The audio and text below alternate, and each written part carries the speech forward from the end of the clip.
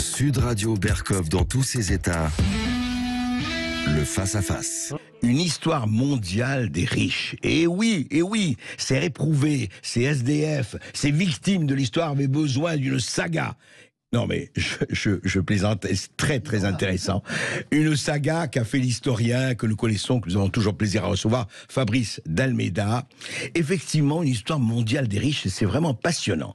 C'est passionnant parce qu'on voit, au fond, il y a toujours eu des riches, hein. Vous n'êtes pas. Il y avait des riches peut-être dans les cavernes, hein. On s'est jeté dans les grottes. Bien sûr, il devait accumuler les osselets. Voilà, et puis avoir les meilleurs bisons. Exactement. Une belle peau de bête. Une belle peau de bête. Voilà, c'était déjà des riches. Mais enfin, on va pas remonter là, bien sûr, ni au Moyen Âge. Et c'est très intéressant parce que vous racontez effectivement depuis le 19e siècle, après les héritiers, les aristocrates bien sûr, et les héritiers, la terre, etc. Vous racontez comment effectivement les entrepreneurs, les entrepreneurs de 1860-70, les Schneider, les Krupp, enfin les grandes fortunes, etc. mondiales déjà, parce que la mondialisation elle date bien de cela. C'est ça, Fabrice d'Almeida. Alors justement, et puis vous parlez, c'est très intéressant parce que ça, les gens l'oubliaient.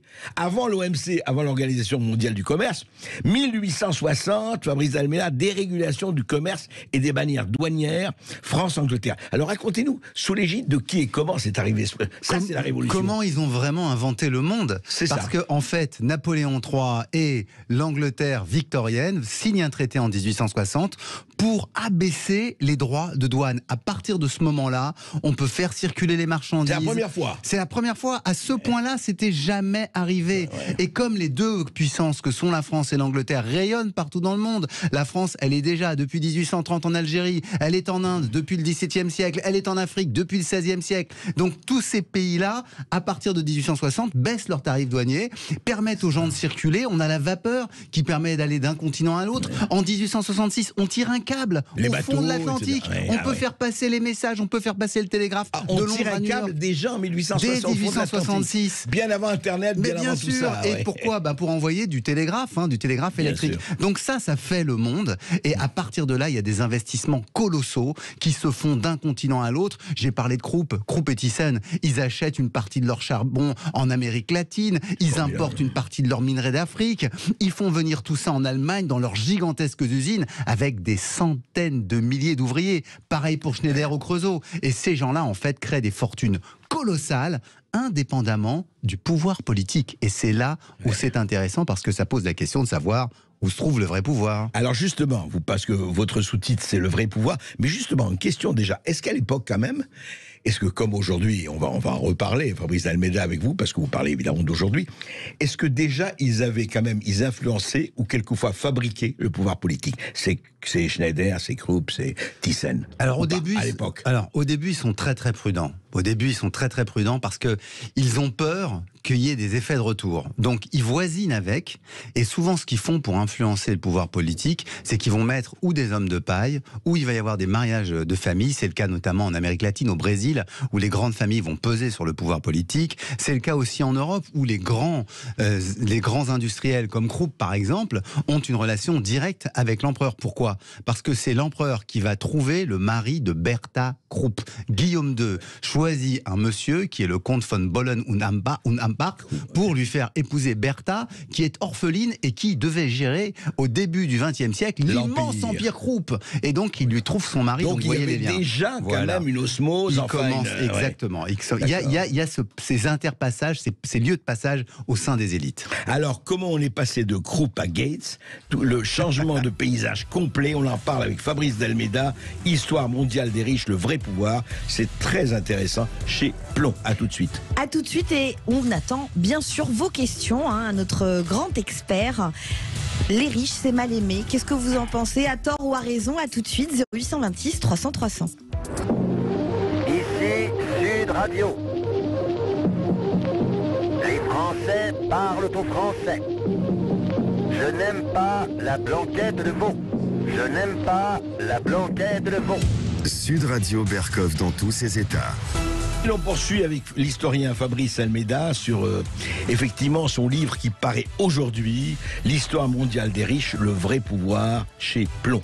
Et on a vu que effectivement, les riches, ça existait depuis les grottes de Lascaux et ailleurs, mais on a très très bien montré, Fabrice Almeida montre très bien dans son livre comment au 19e siècle se sont formées les grandes fortunes, les grands conglomérats, les empires, de véritables empires. Et après, donc la dérégulation du commerce, et puis suivi par Reagan Thatcher qui ont un peu adopté ça, c'est laisser faire, laisser passer, libre circulation des marchandises et tout le reste. Mais à un moment donné, est arrivé ce que vous avez appelé la titrisation, la bourse, etc. Est-ce qu'il n'y a pas eu là, parce qu'on a beaucoup parlé, et je voudrais avoir votre avis justement du point de vue de ces riches, on a dit qu'il y a eu un décollage entre l'économie réelle et la finance, et la financiarisation de l'économie. Est-ce que ça a produit là des richesses encore plus fortes que celles d'auparavant? Massif. C'est un vrai tournant. La fin des années 70, le début des années 80, le développement de la bourse. Donc il y a à 30 ans, 50 ans. Voilà, exactement. Ça, le développement de la bourse à l'échelle mondiale. Le fait qu'à partir du milieu des années 80, en gros, sur chaque fuseau horaire, il y a une bourse et que l'argent tourne de façon planétaire de Paris à Shanghai, en place. Voilà, exactement. Voilà. Ouais. Ça va permettre de drainer des capitaux d'une manière incroyable, d'effectuer des investissements colossaux. C'est ça qui va faire la pré-révolution numérique, qui va conduire ensuite à l'économie qu'on va avoir à Internet, l'extraordinaire boom qu'on va avoir là-dedans, ce qui va aussi permettre le boom financier, etc. etc. Ouais. Donc ça change tout, et c'est ça qui fait qu'aujourd'hui, comme jamais avant dans l'histoire de l'humanité, on a autant de riches à l'échelle mondiale, aussi riches. Il y en a de plus en plus. Pensez à une chose, la Chine, 0 milliardaire en 1990. Aujourd'hui, il y en a environ 2200. Incroyable. Vous imaginez la chose? Mais oui, la Russie, 0 milliardaire en 1990. Aujourd'hui, il y en a plus de 80. Donc vous imaginez la transformation radicale. L'Afrique, pratiquement aucun milliardaire africain noir avant les années 80. Aujourd'hui, il y en a plusieurs dizaines. Donc vous voyez, on est dans un univers qui a complètement changé grâce justement à la finance qui a permis ces investissements massifs et cette transformation de l'économie réelle. Et donc ces milliardaires sont les milliardaires de la finance, de la bourse, de la libre circulation, etc. Et de l'industrie aussi, il y en a encore. Et de l'industrie aussi. Alors vous en parlez dans votre livre. Est-ce que ces milliardaires, évidemment les milliardaires des GAFAM, les Bezos, tous les autres, les Mark Zuckerberg, Elon Musk, on va en parler. Et est-ce que, et puis chez nous, c'est pas les GAFAM, enfin, Rothschild, Arnaud, Bolloré, Pinault, etc., qui ont fait les... Mais il y a quand même beaucoup qui sont encore basés sur, est-ce que, si vous voulez... Quelle serait la proportion, sans vous demander les chiffres exacts, Fabrice Almeida, entre ceux qui ont bâti leur fortune, je parle des ultra-riches, bien sûr, des milliardaires, sur encore l'économie réelle, je parle la terre et autres, et ceux qui ont bâti sur ce numérique et cette financiarisation? Est-ce que c'est 50-50 C'est pas encore tout à fait 50-50. Mais par contre, dans les très très hautes fortunes, effectivement, les valorisations boursières sont énormes sur les nouvelles technologies. Donc ils ont gagné très très rapidement. En moins de 20 ans, ils se sont imposés en tête de classement. Quand on regarde les classements, dans les années, toute fin des années 90, début des années 2000, on a les gens de la distribution. On a les muliers, on a ces familles-là, vous voyez. Et aujourd'hui, en fait, la grande distribution, elle a été dépassée par Amazon, qui est passé loin devant. Donc, il y a ce changement, mais l'économie réelle, elle est bien là en tête. Le plus riche des Français, c'est Bernard Arnault. C'est de l'économie réelle pure. C'est quoi? C'est du vin, c'est des sacs à main, c'est de la mode, c'est des parfums. C'est vraiment, j'allais dire, de l'économie matérielle. J'allais dire, c'est même pas de l'industrie, c'est de l'artisanat de très haut niveau qui crée de la valeur. Et c'est ce qui est assez miraculeux, c'est que le même artisanat qui nous avait permis sous Louis XIV d'émerger comme puissance économique nous permet encore aujourd'hui d'exister dans le monde. Vive l'artisanat. D'une certaine manière, D'une certaine manière, c'est ça qui tient. Alors, les modes de vie de ces riches ont totalement changé, évidemment. Et je ne parle pas seulement dans l'apparence, entre le 19e, le 20e et surtout le 21e dans lequel nous vivons. Qu'est-ce qui a changé véritablement dans le train de vie des riches d'aujourd'hui, par exemple, par rapport à ceux du siècle dernier? Il y a deux points, à mon avis, très très importants. Il y a un point qui continue d'être le même. Le riche reste malgré tout marqué par le luxe. Mais, Ouais. pour les gens de la Silicon Valley dont nous parlons, Ouais. pour eux, le luxe n'est pas le même. C'est pas forcément avoir des vêtements hors de prix, c'est pas forcément avoir, mais c'est avoir sa liberté absolue. Pouvoir circuler Le jet rapidement, privé, exactement. l'endroit, Pouvoir aller dans un endroit où on va avoir une nature immaculée seulement pour soi. Sa petite île, son gigantesque ranch au milieu du désert, île plusieurs privée. milliers d'hectares Ouais, pour un c'est Bill ça. Gates par exemple, Ouais. où il peut se réfugier et où là il y aura ni solliciteur ni emmerdeur. Ça c'est très important et c'est ça au fond leur grand luxe. Et puis ensuite il y a quand même la même chose, ils ont toujours besoin de la vitesse. Ce sont des gens qui vivent à 100 à l'heure. Pourquoi? Ils travaillent énormément, Tout le il faut temps, ouais. rentabiliser beaucoup, donc plus on peut aller vite, plus on peut circuler vite, plus on peut décider vite, donc là c'est vraiment pour eux le point fort. Or ça c'était pas vrai avant. C'est-à-dire au 19e siècle, ils ont les moyens d'aller très vite, mais ils apprécient le Très luxe. vite avec les moyens du bord. Exactement. Oui, bien sûr. Mais ils apprécient le luxe de pouvoir aller à leur rythme. Et d'une certaine manière, ils imposent leur rythme à la société. Par exemple, Eugène Schneider, le gigantesque métallurgiste, fabricant de canons, c'est lui. Nous, aujourd'hui, on vend des canons César. Lui, il vendait des canons de 75. Et c'est ça qui nous a permis de gagner la Première Guerre mondiale. Eh ben, Schneider, quand il arrive au château, on hisse le drapeau. Et toute la ville est tournée vers lui. Toute la ville du Creusot est tournée vers lui. Il quitte le château, il retourne à Paris, dans son hôtel particulier du 9e C'est arrondissement. le manoir. On Ouais. baisse le drapeau et toute la vie, j'allais dire, de luxe des Schneider passe à Paris. Donc toute la domesticité est endormie. C'est le château de la Belle au Bois dormant, vous voyez. Et il arrive, ça y est, le monde vit. Donc ça, oui, vivre à son rythme, c'était une différence. Aujourd'hui, malgré tout, les riches subissent le rythme de la société, le rythme des rapports boursiers, le rythme des introductions en bourse, le rythme des investissements, le risque des variations des cours des actions boursières qui font une grosse pression et un gros stress. sur eux. Donc ils sont plus vigilants, ou enfin peut-être pas plus stressés, on va pas les plaindre, mais quand même plus stressés que ceux d'avant. Oui, c'est ça. beaucoup plus, beaucoup Ouais, plus. ouais. Et il n'impose pas tout, c'est ça qui est fou. Alors donc parfois, c'est là pour se concentrer. Un Bernard Arnault, par exemple, ne va pas prendre son téléphone pendant les réunions importantes. Et donc il reste très concentré. C'est un homme qui a une faculté de concentration extrêmement grande, très attentif à ce qui se passe, à son entourage, à ce qu'on lui dit. Il écoute, il agit, il décide. Oui, ce que doit être d'ailleurs un chef d'industrie ou un chef d'entreprise, je veux dire à ce niveau-là, il vaut mieux qu'il sache agir. Mais il prend beaucoup sur lui tous les gros dossiers en fait de négociation avec des chefs d'État, etc. C'est lui qui les prend, c'est pas délégué. Oui, alors justement, on va en parler après cette pause, mais juste une chose. Vous dites la Terre, c'est vrai, ce n'est plus la Terre. Mais comment vous expliquez qu'un Bill Gates, représentant absolu de la GAFAM et de milliardaires et multimilliardaires, non seulement s'inscrit dans les domaines de la santé, mais c'est pas, achète des dizaines et centaines de milliers d'hectares rien qu'aux États-Unis, sans parler de l'Ukraine et ailleurs. C'est le plus grand propriétaire terrien mondial, monde, pratiquement aujourd'hui, ouais. Bill Gates. Ouais. Et je pense que ça tient justement à l'angoisse qu'il a par rapport aux fortunes de la nouvelle technologie.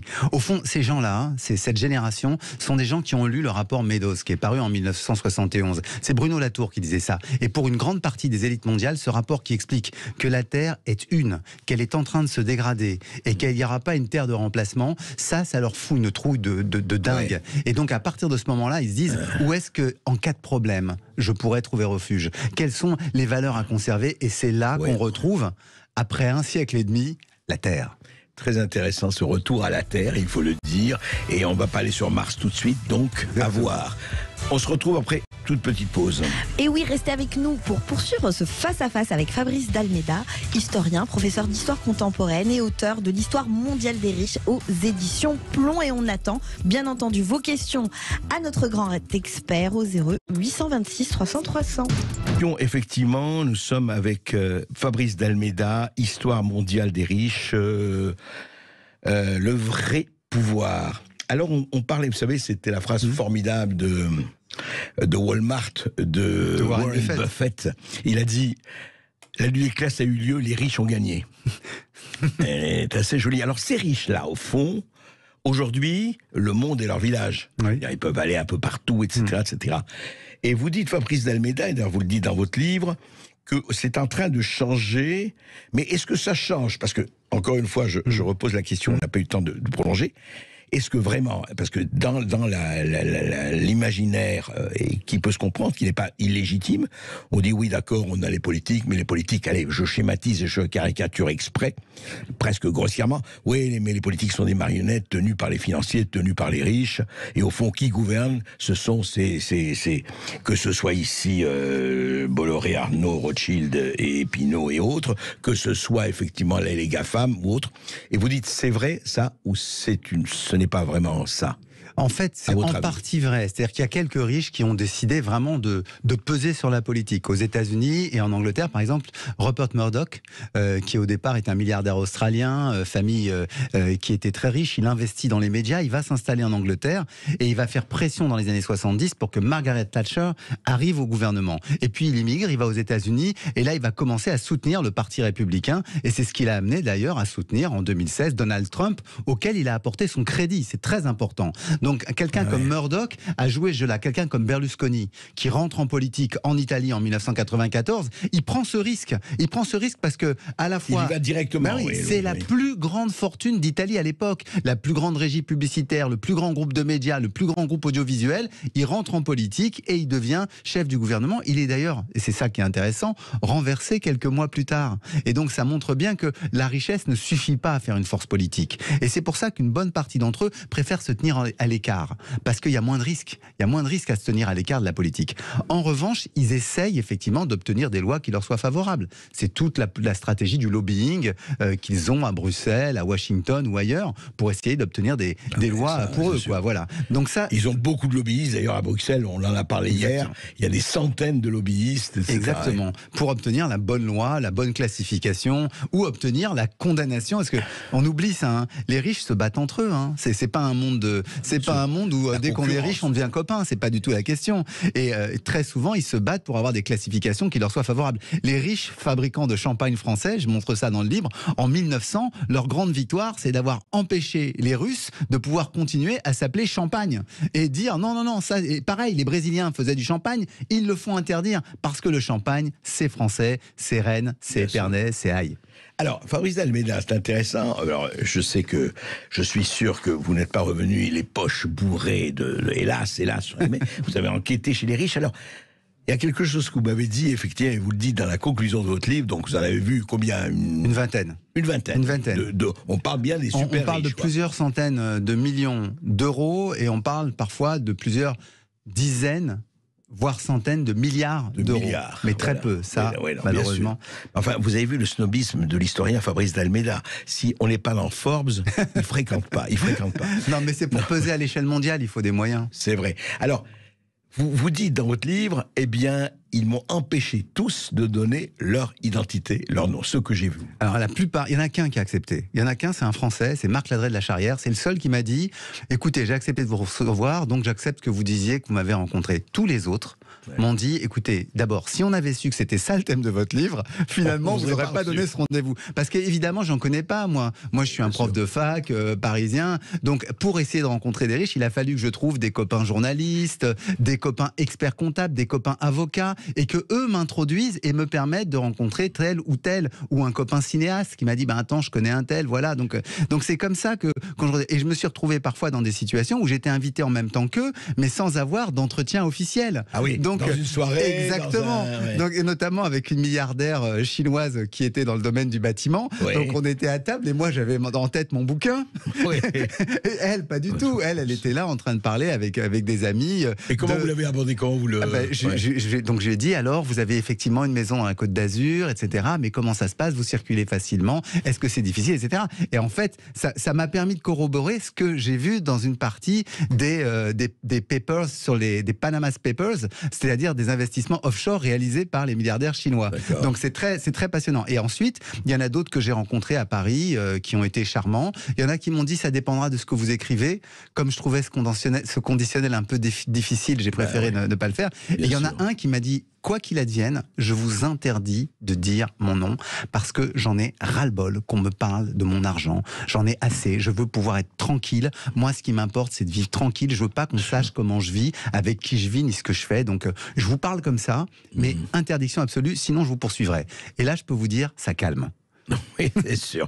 On réfléchit. Voilà. Mais alors, généralement, ce que vous avez vu, plutôt, très franchement, sympathique, antipathique, avenant, méfiant. Efficace, sympa, bosseur. Des bosseurs. À l'écoute. Il y en a qui m'ont expédié assez rapidement. En une demi-heure, c'était réglé. Il y en a d'autres qui m'ont reçu 2 heures. Ce qui était intéressant, c'est qu'il y avait des fortunes d'origine différentes. Chinois, libanais, français évidemment, allemands. Et j'ai eu l'impression que c'était pas toujours le même rapport à l'argent. Le libanais, ce qui était clair, c'est que, d'ailleurs ça doit vous parler André, lui il avait le sentiment que c'était important que je voie qu'il avait tous les codes d'une certaine manière de la haute société. Donc il m'a fait visiter son appartement magnifique avec des tableaux extraordinaires. Il m'a expliqué le nombre de Picasso qu'il a vu avant d'en acheter un. Voilà, c'était assez fascinant. Et il y a eu des Asiatiques, les Asiatiques, enfin l'Asiatique, en l'occurrence, c'était Madame. Pardon. Non. Je m'arrête là. Oui, et pourtant j'aurais pu. Non, j'étais pas très loin là. Ça a failli pulser. Et donc très très charmante, spécialiste dans le secteur du bâtiment, faisant énormément de construction, très grande fortune. Et ce que j'ai remarqué, c'était aussi quand même toujours l'hyper respect par rapport au pouvoir chinois. Et ça, c'est très intéressant. C'est là où on se rend compte que on a beau parler de riches à l'échelle mondiale, une bonne partie d'entre eux sont encore très territorialisés.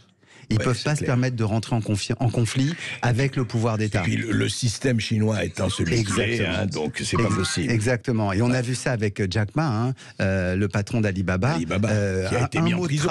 Un mot de travers et c'est l'éclipse. Ah, c'est la Chine, ça, on rigole pas. Les riches de Shanghai Pardon. Oui. Non, Fabrice, je voulais vous demander, comment vous expliquez, enfin pas vous expliquer, si on le sait, c'est quand vous ressentez, voyez-vous, par exemple, aujourd'hui, il y a la crise du carburant, et vous avez vu dans un Total, il y a à l'Assemblée nationale, oui, il faut taxer les actionnaires, c'est pas possible, on doit taxer les actionnaires, etc. Il y a quand même ce côté, faites payer les riches. En France, c'est vraiment un slogan qui existe depuis toujours. Et est-ce que vous, à votre avis, et là je ne parle pas seulement des gens que vous avez vus, au fond, les riches, ils s'en fichent un peu, c'est pas leur problème, on peut protester, je ne pense pas est-ce qu'aujourd'hui, voilà, par rapport quand même aux révoltes sociales ou à la lutte des classes, rappelons-nous quand même, je ne parle même pas de la révolution de 1789, je parle du moment où le Parti communiste était à 30-40% les en 200 France, familles, les 200 familles, là, les riches, voilà, ils vous travailleurs, travailleuses, ils vous exploitent, etc. Et vous avez l'impression que ça a changé dans le ressenti.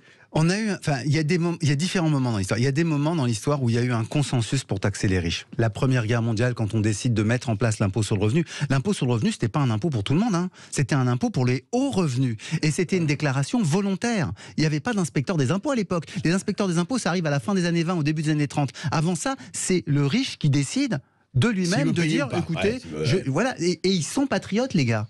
Ils sont patriotes, à l'époque, ils payent. Après 45, on décide de leur demander une taxation supplémentaire. Et compte tenu de ce qui s'est passé pendant la Deuxième Guerre mondiale, ils acceptent. Ils acceptent, mais pensez, un riche comme Philippe de Rothschild, qui était allé se battre avec De Gaulle pour libérer la France, le gars, il acceptait de payer des impôts. Il aimait son pays. Et donc, la question, en fait, qui se pose, c'est que depuis les années 80, il y a eu cette idée, au fond, du cosmopolitisme qui permet un peu d'échapper. Est-ce qu'on aime encore son pays ou pas? Voilà. Et au fond, la question, elle est là. C'est-à-dire qu'il est évident qu'aujourd'hui, il y a un changement de culture. Il est évident qu'aujourd'hui, les gens disent...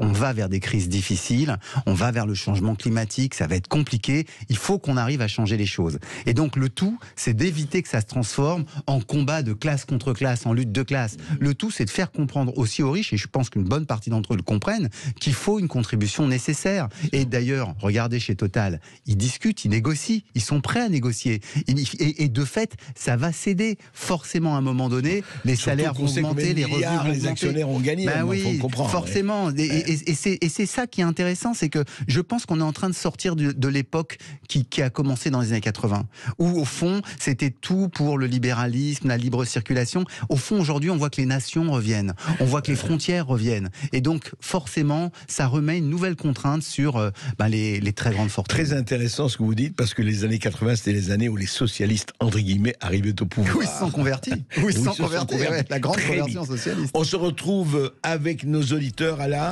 Qui avons-nous ? Nous avons Loïc de Lourdes et il va intervenir juste après cette petite pause de pub. À tout de suite. Ici Sud Radio. Les Français parlent au français. Je n'aime pas la blanquette de veau. Je n'aime pas la blanquette de veau. Sud Radio Berkov dans tous ses états. Et tout de suite, notre auditeur Loïc de Lourdes. Bonjour Loïc. Bonjour Oui, Loïc. bonjour. Bonjour. Bonjour André, bonjour à votre invité, bonjour aux auditeurs. Moi j'aimerais parler par rapport à la richesse, mais le mauvais côté en fait, la corruption. Par exemple Rockefeller, le premier milliardaire américain qui a fait sa fortune grâce au pétrole. Oui. Qui dans le début des années 1900 en fait, et c'est un peu en lien avec la période qu'on a vécue, Covid, autour de la santé en fait. Monsieur Rockefeller, au début des années 1900, je ne connais pas la date exactement, j'ai pas envie de dire de bêtises, en fait je sais qu'il a financé la médecine. Il a financé énormément de facultés de médecine à travers le monde, où il leur a donné du financement voilà, pour se faire bien voir. Et au bout d'un moment, il a dit soit vous faites ce que je dis, soit je retire l'argent, le financement que je fais annuel. Et à partir de ce moment, il a pris main basse sur la médecine, sur la santé qu'on connaît aujourd'hui. Et on a tous les médecins du monde entier qui sont formés à cette médecine Rockefeller. Alors qu'à la base, la médecine, sur les principes socratiques, c'est que ton aliment soit ton médicament. Primum non, tu ne nuiras point. Primum non nocere. Voilà, Primum non primum nocere. non nocere, Ça, c'est un des principes. Et un autre, c'est que ton aliment soit ton médicament. Ouais. Et à partir de là, on voit toute la bêtise de la santé, en fait, qui est à l'envers, en fait, de la santé, où on nous bassine, on nous fait croire que des médicaments, des produits chimiques, sont bons pour le corps humain. Et on voit tout ce qui s'est passé là depuis le Covid, où on nous a fait porter des masques au nom de la santé, alors qu'on sait que les masques, comme j'avais déjà expliqué sur l'émission, les trous, les virus respiratoires sont trop petits par rapport aux trous des masques. On apprend aussi que dans les masques, il y a qu'on s'appelle quelque chose de cancérigène à l'intérieur. Donc c'est contre-productif à la santé. Et en plus de ça, les masques, par exemple, ça baisse la défense immunitaire. C'est pour ça qu'il y a eu beaucoup de gens qui sont tombés malades à la suite qu'on a dit d'enlever les masques. Donc vous vous dites que les riches aussi, enfin un certain nombre de riches corrompent, c'est ça, Loïc. Oui, je voudrais que Fabrice d'Almeida peut répondre. Oui, c'est très intéressant. Rockefeller est très intéressant parce que, j'allais dire, c'est vraiment l'exemple de l'homme qui fait fortune en faisant feu de tout bois. C'est-à-dire que quand on regarde, il commence à travailler dans les années 1860 dans le pétrole. À l'époque, il n'y a pas de bagnole. Le pétrole, ça sert avant tout à faire des lampes à pétrole, à apporter la lumière. Et donc, c'est la lumière populaire, la lampe à pétrole. Et l'idée de Rockefeller, ça va être de faire un cartel, de rassembler le maximum d'entreprises, d'avoir quasi un monopole sur le pétrole dans les États qu'il contrôle. Et c'est grâce à ça qu'il peut faire varier les prix du pétrole et gagner beaucoup d'argent. Et ensuite, ça va lui permettre de passer au marché automobile. Il est effectivement un corrupteur dans le sens où, en fait, il a plusieurs parlementaires qui travaillent pour lui. Et notamment, on le voit parce qu'il est auditionné par une commission contre les trusts en 1888, parce qu'on cherche à réduire sa place, et il arrive à convaincre, notamment parce qu'il donne beaucoup d'argent au Parti républicain à l'époque, qu'il était déjà, parce que le Parti républicain, à l'époque, c'est le grand parti progressiste, je vous rappelle. C'est le parti de la libération des Noirs, etc. Donc très progressiste, mais en même temps, voilà, il est là. Alors, sur les cliniques, je ne sais pas trop exactement ce que vous avancez comme argument. En revanche, là, vous avez raison. C'est qu'il y a eu des grands laboratoires pharmaceutiques qui ont été impliqués dans des scandales de santé majeurs. Jusqu'à aujourd'hui encore. Bien sûr. Et je prends dans le livre l'exemple de la famille Sackler, qui est la famille qui a mis au point, dans les années 90, les médicaments qui étaient les néo-opioïdes. Les opioïdes. Exactement. Vous savez, l'oxycontin, qui étaient ces médicaments, ces antidouleurs, qui utilisaient de la morphine et qui, en fait, ont été détournés et ont servi très largement à droguer les Américains et qui ont produit une véritable épidémie de cadavres, jusqu'à 300 morts par jour pendant une décennie. Et cette famille-là le savait, ils ont continué à garder et à engranger les bénéfices. Pire, au moment où leur entreprise a commencé à être menacée par des poursuites et des procès, ils l'ont mise en faillite alors qu'ils en avaient déjà extrait les bénéfices qu'ils avaient placés sur des comptes à l'étranger. Donc, quand vous me dites que parfois il y a des riches qui sont des crapules, je vous dis, bien sûr. Alors, un autre ou une autre auditrice ou un autre auditeur. Christophe d'Angers. Bonjour Christophe. Bonjour Christophe. Oui, bonjour. d'Angers, où la Loire, elle n'est pas très riche en eau, hélas. Bon. Je pense que votre invité l'a évoqué, il y a des classes chez les riches. Il y a des strates de richesse et on peut être le riche de son voisin. Et effectivement, il y a des mondes qui se côtoient ou ne se côtoient pas, qui peuvent être en conflit. Ou le pauvre de l'ultra-riche, oui, absolument. Exactement. Je pense aussi que la richesse fascine, parce que, par exemple, les Kardashians, leur aventure palpitante, elle serait beaucoup moins intéressante dans un HLM. Donc il y a aussi sociologiquement cette fascination que nous avons pour la richesse ou l'aisance. Et puis enfin, il y a la richesse qui, je ne sais pas ce qu'en pense votre invité, la richesse qui est assumée totalement, et puis celle qui n'est pas tellement assumée, qui est teintée d'une culpabilité. Je pense à l'aisance notamment des gens prescripteurs d'opinion qui sont célèbres, ça peut être philosophes, artistes, et qui se piquent de courage en signant des pétitions, par exemple, contre la misère. Et ça, c'est intéressant parce que cette richesse-là, cette aisance, elle permet une liberté qui va illuminer les pauvres que nous sommes, entre guillemets. Il y a cette volonté-là. Vous voyez ce que je veux dire, André? Tout à fait. Et je vais vous dire, il y avait, je ne sais plus quel humoriste disait chez ce formidable, en parlant de ceux des Bobo, Intello ou autres, où il disait, ils sortent de restaurant 4 étoiles et ils signent la pétition avec l'addition. Magnifique, c'est ça. C'est un peu ça. Oui, non, c'est vrai. En fait, ce que vous, d'ailleurs, vous le montrez dans votre livre, Fabrice d'Almeida, il y a des catégories de riches, même de très riches. Enfin, bien sûr, il y a, au fond, on peut dire, il y a des petits riches. C'est intéressant, hein. Vous savez, dans l'histoire, le mot riche, il vient de l'ancien français. C'était Ricky en ancien français. Les Ricky en ancien français, c'était les puissants. Et puis à partir du XIIIe siècle, on se met à utiliser le même mot pour parler des gens qui ont un mode de vie prospère, des gens qui sont à l'aise, ceux que nous appellerions aujourd'hui les bourgeois. Les bourgeoisiers, oui, voilà, ça, exactement. Or, en fait, ce dont je me suis rendu compte, c'est que quand on réfléchit à la richesse à l'échelle mondiale, on retrouve la notion de puissance. Donc il y a des riches qui sont à l'aise, mais qui ne sont pas puissants. Quelqu'un qui, en France, a 4 ou 5 millions, pour beaucoup, c'est quelqu'un qui serait riche, voire très riche. Mais en même temps, c'est pas quelqu'un de puissant à l'échelle mondiale. Il a beaucoup de mal à imprimer sa volonté sur l'histoire de notre planète. En revanche, quelqu'un qui est milliardaire, là, il commence à avoir les moyens de peser sur la politique, de peser sur le législatif, d'avoir ses lobbyistes, même de soutenir un parti politique. Donc, vous voyez, je suis entièrement d'accord avec vous. D'acheter des journaux. Exactement. Et pour aller dans le sens que vous dites, monsieur, qui, moi, m'a fasciné, justement, c'est que je rencontre un milliardaire suisse, secteur des assurances.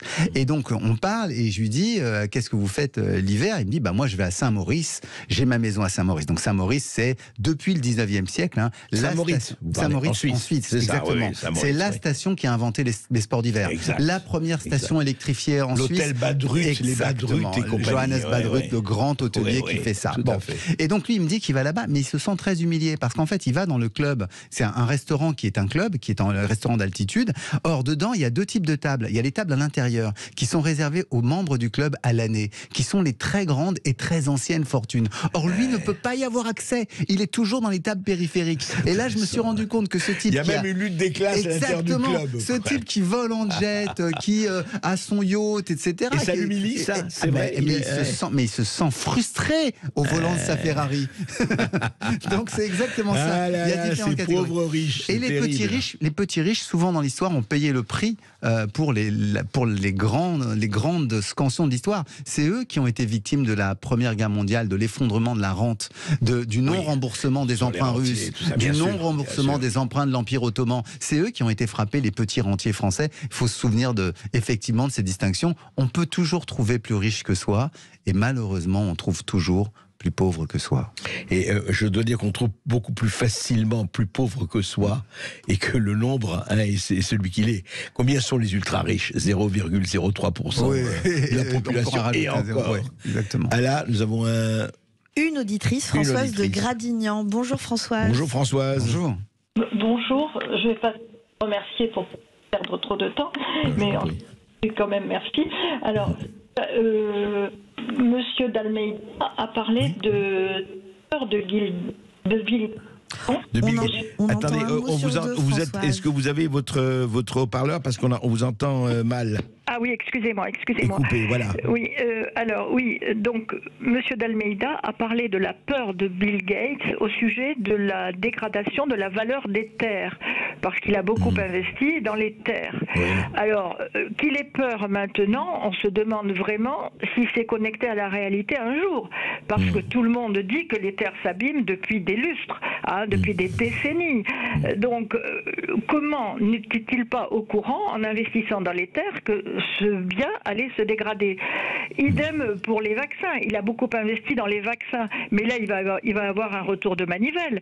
Avec l'émission de monsieur André Berkoff d'hier, on a quand même eu un genre de pépite au sujet du comportement de... Alors, attendez, de quoi? De Ursula, je sais pas quoi. Non, le comportement de Pfizer, enfin d'une directrice de Pfizer qui a parlé au Parlement européen. Là, je comprends. Vous dites qu'il y aura un retour de bâton bientôt en matière de vaccins. Donc, moi, j'ai l'impression que ces riches-là, ce sont des hamsters qui pédalent dans leurs roues et qui ne savent pas où ils vont. Ils engrangent jusqu'au moment où ils sortiront de la roue. Oui, mais avouez, Françoise, que ce sont des hamsters de luxe dans des roues en or. Quand même. Alors Fabrice Dalméda, elle n'a pas tort, Françoise. Ils sont comme nous. Ils ont le même cerveau qui a ses peurs, qui a ses espoirs, qui a ses envies. Gates, en fait, a investi dans la Terre parce qu'il a peur que les nouvelles technologies ne durent pas. Rappelez-vous, c'est cette rencontre absolument incroyable dans les années 90-2000. Steve Jobs va voir Bernard Arnault. Steve Jobs va le voir parce qu'il s'apprête à lancer l'iPhone et il veut le lancer comme un nouveau produit de luxe. Donc il va voir un spécialiste de luxe, Bernard Arnault, il lui dit comment tu fais, comment ça se passe dans les boutiques, etc. Et ils discutent ensemble et à la fin de la conversation, Jobs dit à Arnault, dans un siècle, on boira toujours du bon champagne, alors que si ça se trouve, tous mes codes et tous mes objets seront complètement passés à l'as. Eh bien écoutez, buvons tous à notre santé et au succès du livre de Fabrice Dalméda. Merci à tous. Merci beaucoup André. Fabrice Dalméda. Merci. Je rappelle que vous êtes vice-président de l'université Paris 2 Panthéon-Assas, historien, professeur d'histoire contemporaine à l'Institut français de presse et que vous publiez l'histoire mondiale des riches aux éditions Plomb. Merci de nous avoir fait le plaisir de venir nous en parler. Beaucoup. Tout de suite, vous avez rendez-vous avec Brigitte Lahaye qui reçoit Michel Odoul, fondateur de l'Institut français de shiatsu. Les mots du corps. Pourquoi n'écoutons-nous pas mieux notre corps? Quels sont les indices qui prouvent qu'on a un problème de santé? Bon après-midi sur Sud Radio. Sud Radio. Sud Radio. Parlons vrai. Parlons vrai. Sud Radio. Parlons